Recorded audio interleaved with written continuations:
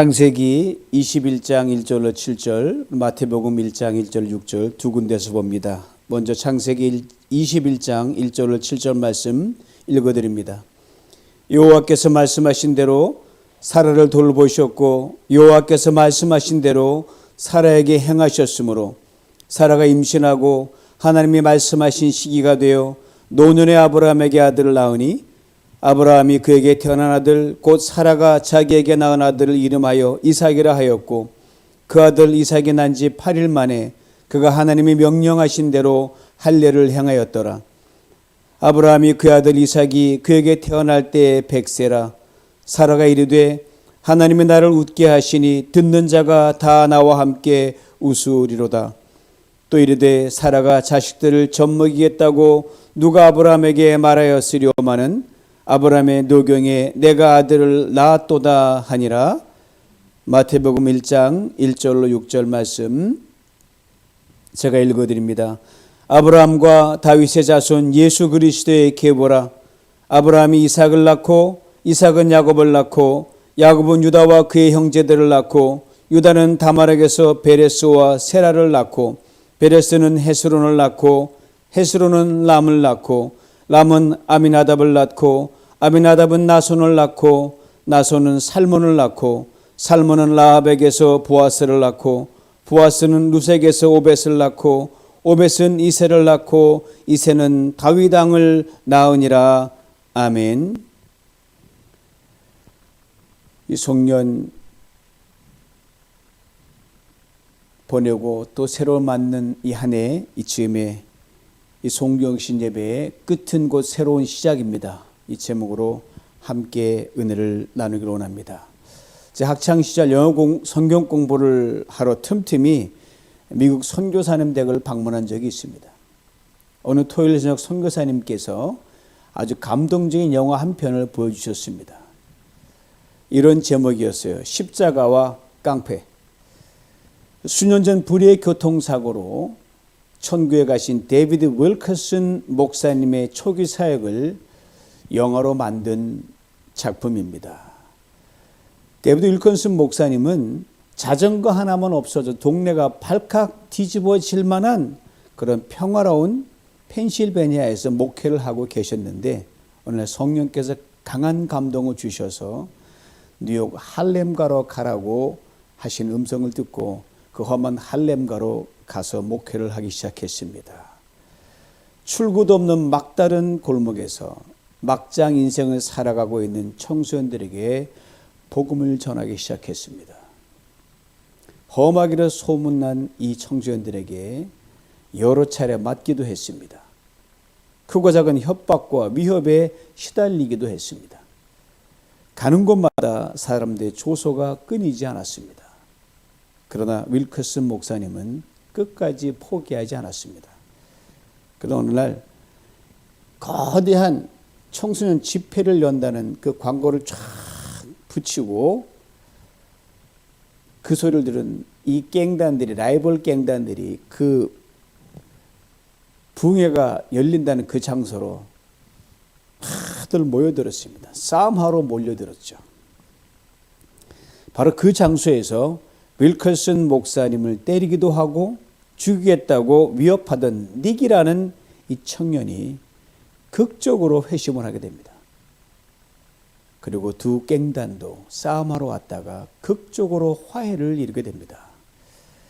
모인 갱들이 다 마음의 찔림을 받고 새로운 인생을 시작하게 됐습니다. 영화 끝 무렵에 윌커슨 목사님이 성경책을 쭉 나눠두면서 읽어보라고 하는데 이스라엘이라는 이름을 가진 청년이 그 성경책을 받아들더니 기뻐서 어쩔 줄 모르는 거예요. 성경 페이지 넘길 때마다 자기 이름이 매 페이지마다 등장하는 거예요. 여기도 내 이름 저기도 내 이름 기뻐서 어쩔 줄 모르는 거예요.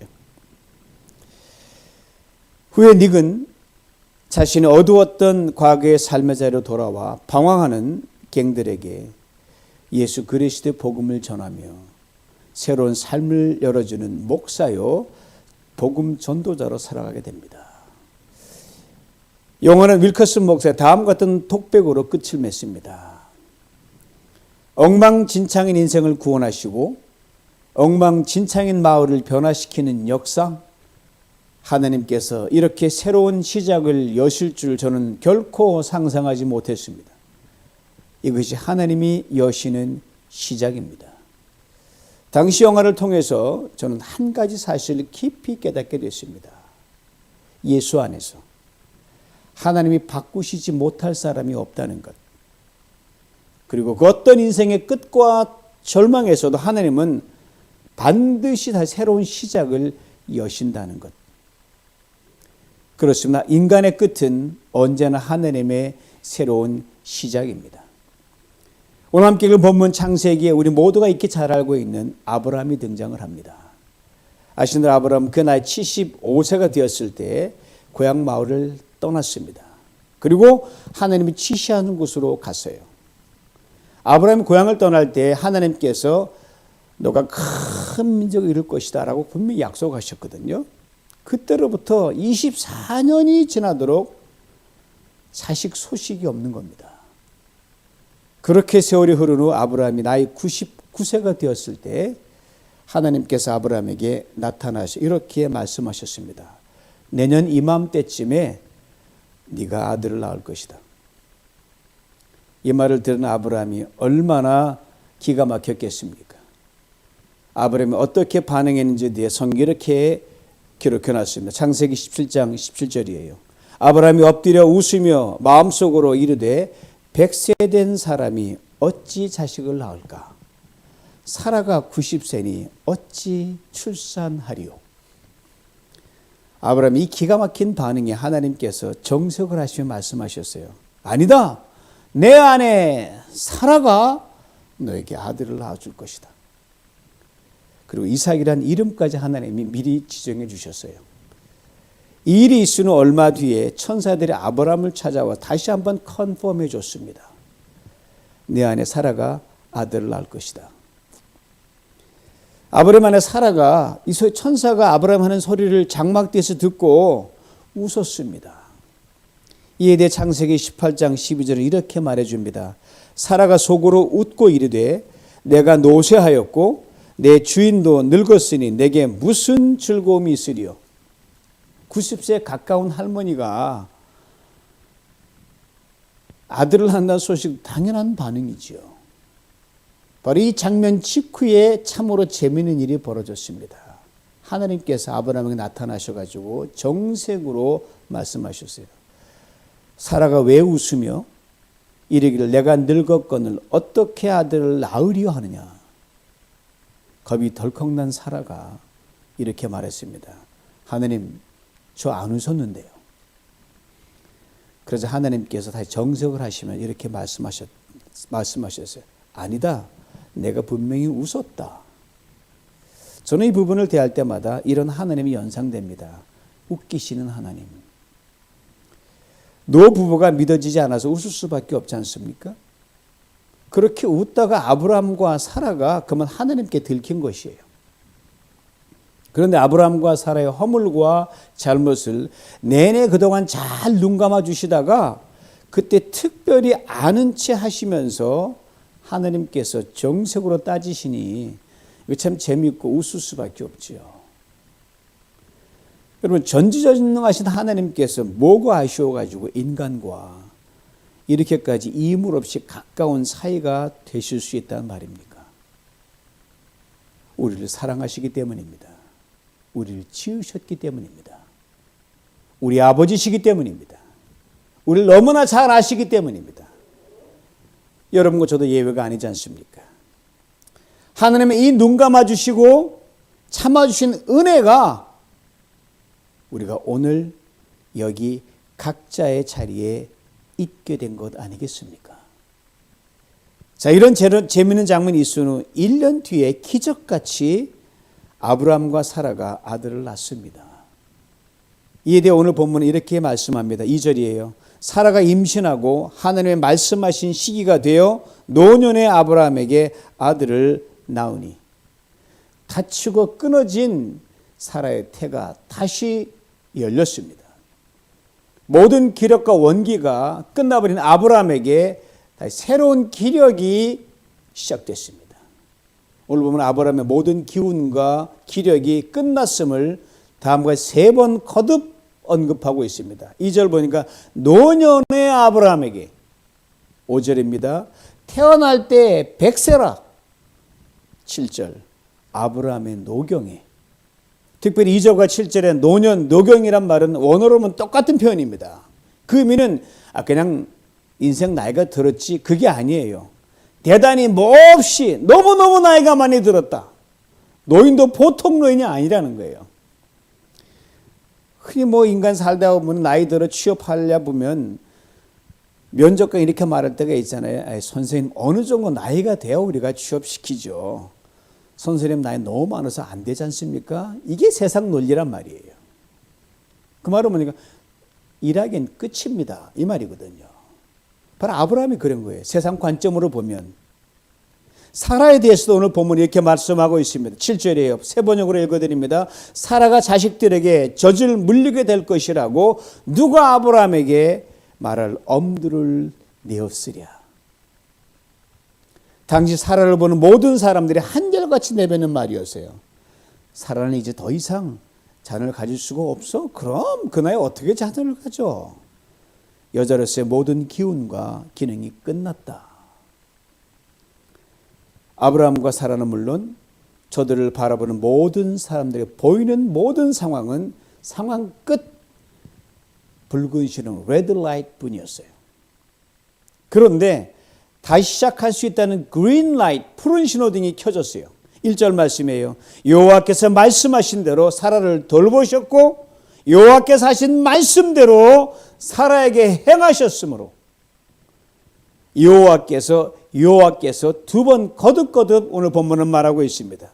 즉 새로운 시작을 알리는 그린 라이트 푸른 신호등을 켜신 분이 바로 하나님이라는 것을 분명하게 말해주고 있습니다. 여호와는 하나님 고유한 이름입니다. 영원부터 스스로 하나님께서 그린 라이트 켜면 누가 막을 수 있겠습니까? 이 말이에요. 사라를 권고하셨다고 했습니다. 권고한다는 말 찾아온다, 본다, 헤아린다, 살피다, 기억한다는 뜻을 담고 있습니다. 하나님께 태가 다치고 모든 기력이 끝난 사라를 친히 기억하시고 보시고 찾아오셔서 살펴주셨다는 말입니다.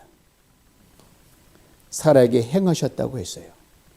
행하신다는 말은 창조하다, 만들다, 이룬다는 뜻입니다. 여러분 창세기 1장 26절 이런 말씀이 있잖아요. 하나님이 가라사대 우리의 형상을 따라 우리가 우리의 모양대로 사람을 만들고, 여기서 만들고라는 그 말이 오늘 본문에 행하셨다는 말과 똑같은 말입니다. 우리말 표현만 다를 뿐이지. 하나님께서 그러면 사람을 만드시는 그 신비한 창조의 능력으로 사라의 닫힌 태를 여셨다는 말입니다. 사람 주신 능력으로 태를 못 열 리가 없지만 말입니다. 여자로서 다시 생명을 잉태하는 새로운 시작을 가능케 하셨다는 말씀입니다. 그리고 아들을 주셨어요. 사라가 이에 대해 다음과 같이 고백합니다. 하나님이 나를 웃게 하시니 듣는 자가 다 나와 함께 웃으리로다. 1년 전에도 웃었던 사라였습니다. 그러나 그것은 더 이상 새로운 시작이 없는 그녀 자신을 보면서도 하도 기가 막혀서 웃었던 그런 웃음이었어요. 그렇게 그 웃음은 자포자기의 웃음이었고 자조적인 웃음이었습니다. 그런데 정말이지 기가 막힐 일이 실제로 사라에게 일어난 거예요.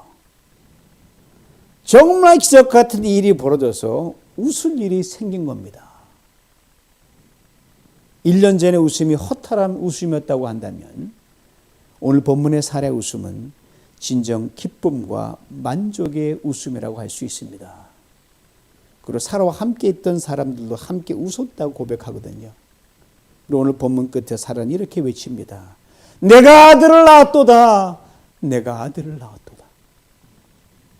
오늘 본문에 나와 있지는 않지만 보면 아브라함과 사라가 이 100세와 90세의 아들을 낳고 어땠을까? 상상이 가지 않습니까? 어쩔 줄 몰라서 사라가 한번 알아보고 아브라함 알아보고 이게 정말이냐 꿈이냐 생이냐 그렇게 난리가 나고 기뻐했을 것 같아요. 사랑하는 성도 여러분 자녀 손들 중에 이삭이라는 이름을 가진 아들이나 자녀 손들이 있을 줄 압니다. 그래서 한번 여쭙습니다. 이삭이라는 이름의 뜻이 뭐죠? 웃음이란 뜻이요 기쁨이란 뜻입니다. 제가 그 의미를 여쭤본 게 아니라 이삭이란 이름이 언제 주어졌느냐는 시점을 여러분에게 묻고 싶은 겁니다. 언제 하나님께서 이삭이라는 이름을 주셨을까? 이 부분에 대해 묵상하면서 하나님께서 우리를 향한 생각과 계획과 그 모든 뜻이 얼마나 섬세하신지를 다시금 깊이 깨닫지 않을 수가 없습니다. 75세가 아브라함을 불러내실 때 그때 이삭이라는 이름 준 것도 아닙니다. 90을 막 넘길 때도 아니었습니다. 모든 것이 끝나고 더 이상 가능성이 없고 도저히 새로운 시작을 할 수 있는 상황이 아니라고 생각하는 그때 아브라함 나이 99세였거든요. 그렇기에 아브라함도 웃었고 사라도 웃었어요. 분명 끝인데 무슨 시작이 있겠느냐? 허탈한 웃음이었어요. 다른 것도 아니고 생명을 잉태하는 것이기 때문에 분명 그랬습니다.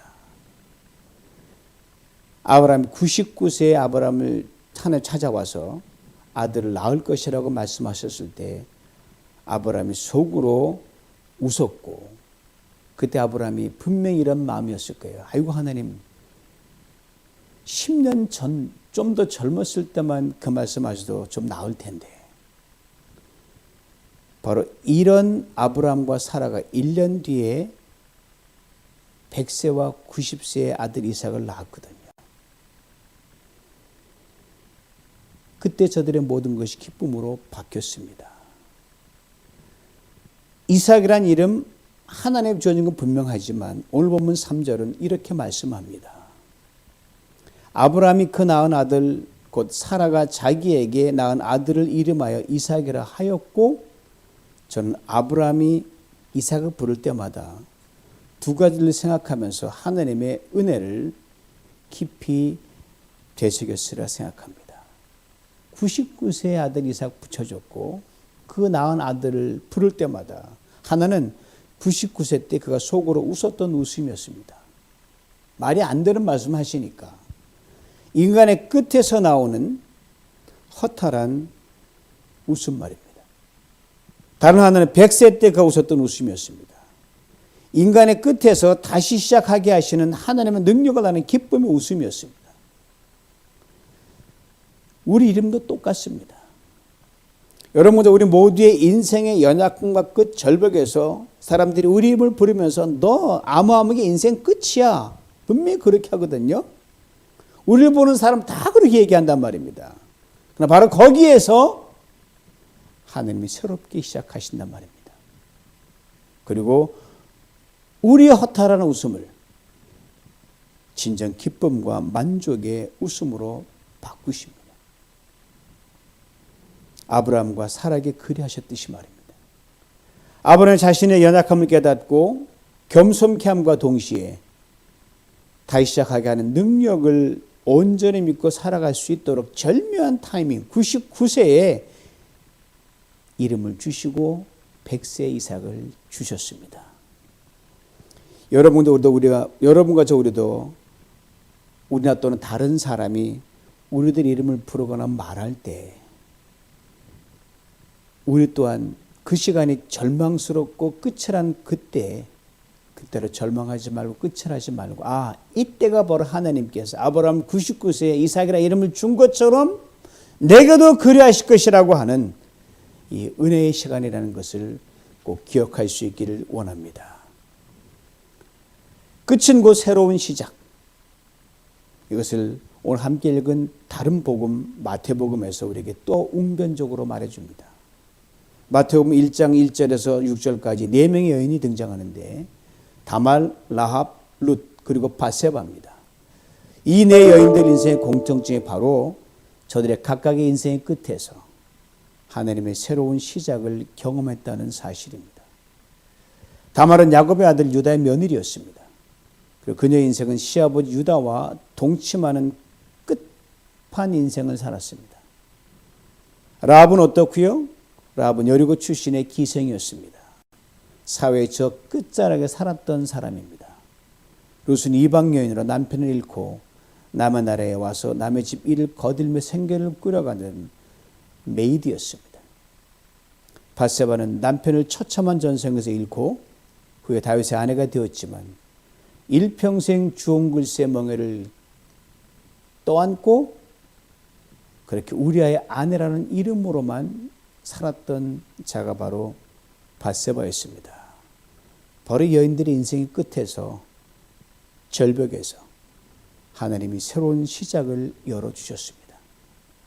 그리고 하나님께서 이 여인들의 끝판 인생을 새로운 시작으로 절묘하게 연결시킨 그 끝에서 예수 그리스도를 이 땅에 보내주셨습니다.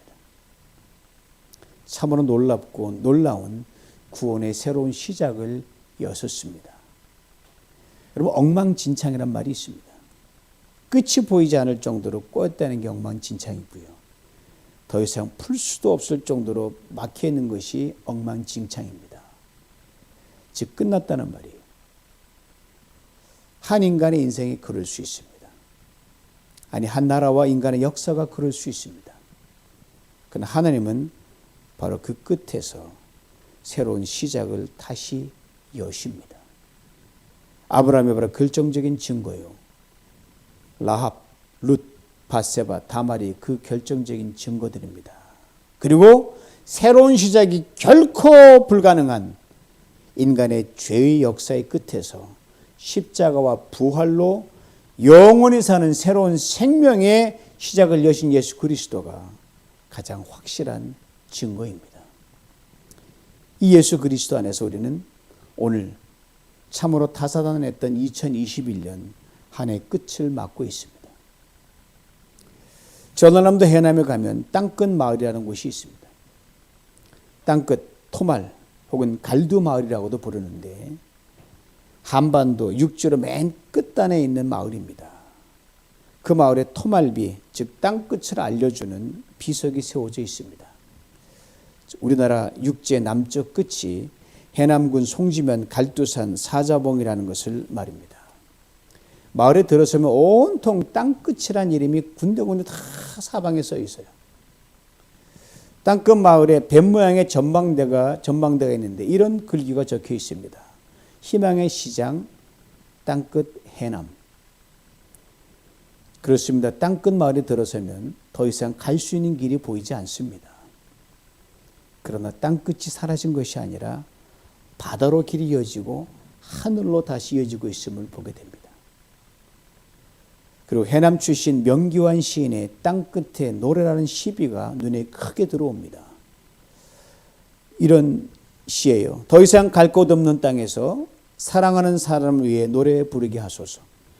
오늘 하루만이라도 욕심의 그릇을 비우게 해주시고 지난날의 잘못을 뉘우치는 용서의 빈 그릇으로 가득 채워지게 하소서. 땅의 끝, 새로운 시작, 넘치는 희망으로 출렁이게 하소서. 시인의 말처럼 한 해 동안 정신없이 우리의 욕심만 채우며 달려온 시간은 아니었는지 돌아볼 수 있기를 원합니다. 엉망진창은 아니었다 할지라도 크고 작은 인생의 한계와 절벽, 그리고 그 끝에서 원망과 불평, 탄식, 허탄한 웃음으로 일관해 온 우리의 모습은 아니었는지 돌아볼 수 있기를 원합니다. 그리고 겸손히 무릎을 꿇고 인생과 나라와 역사의 끝에서 새로운 시작을 여신 예수 그리스도 그분께 집중할 수 있길 원합니다. 이 예수 그리스도 안에서 한 해의 끝을 맞는 우리 모두에게 하나님께서 새로운 시작을 열게 하실 줄 믿습니다. 2021년 한 해 동안 지었던 인생의 허탈한 웃음들을 2022년 새해에는 진정 기쁨과 환희의 웃음으로 바꿔주실 줄 믿습니다.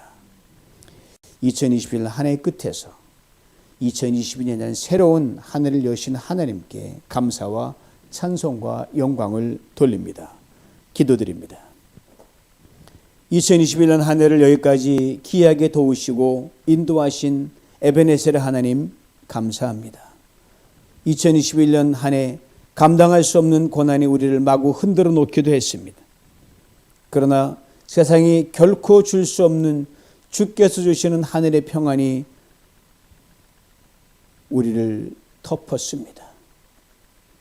2021년 한 해 사랑하는 사람을 먼저 보낸 슬픔도 있었습니다. 그러나 예수 그리스도 안에서 영원히 사는 소망이 더 분명해졌습니다. 2021년 한 해 경제적으로 힘든 시간도 있었습니다. 그러나 이를 통해 일용할 양식이 주는 의미를 깨닫게 되었습니다. 2021년 한 해 잃어버린 것들도 참으로 많았습니다. 그러나 이를 통해 영원한 것과 순간적인 것, 하늘의 것과 땅의 것을 분명하게 구분할 수 있게 되었습니다. 2021년 한 해 힘에 벽온 삶의 문제들과 연약함 때문에 많은 눈물을 흘리기도 했습니다. 그러나 시마다 때마다 위로할 이들을 붙여주셔서 넉넉히 이길 수 있었습니다. 주님, 이 2021년 한 해의 끝에서 우리를 향하신 당신의 생각이 얼마나 많고 깊고 놀라운지를 비로소 깨닫습니다. 이를 통해 끝을 보고 사는 인생의 지혜를 얻었습니다. 주님, 한 해의 끝에서 새로운 시작을 열어주시니 감사합니다. 덤의 축복입니다. 덤의 은혜입니다. 덤의 시간입니다. 새해 첫날부터 끝날까지 주의 나라가 우리의 삶에서 선명하게 증거되고 보여지는 거룩한 누룩으로 살게 하옵소서. 예수님의 이름으로 기도드립니다. 아멘.